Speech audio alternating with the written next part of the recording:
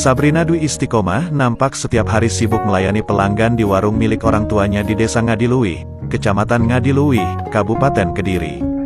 Wanita berusia 17 tahun ini mendadak viral di media sosial, usai ia diketahui aktif membantu orang tuanya usaha warung es cendol dawet. Putri kedua pasangan Fatur Rozi dan Istiqomah ini diketahui aktif menggunakan media sosial untuk mempromosikan dagangan milik orang tuanya.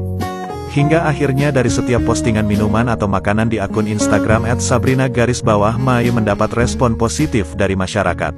Tak sedikit warga yang kemudian berkunjung ke warung milik orang tua Sabrina. Ia menjelaskan bahwa warung milik orang tuanya ini sudah ada sejak 2 tahun yang lalu. Untuk menu yang dijual di warung milik orang tuanya,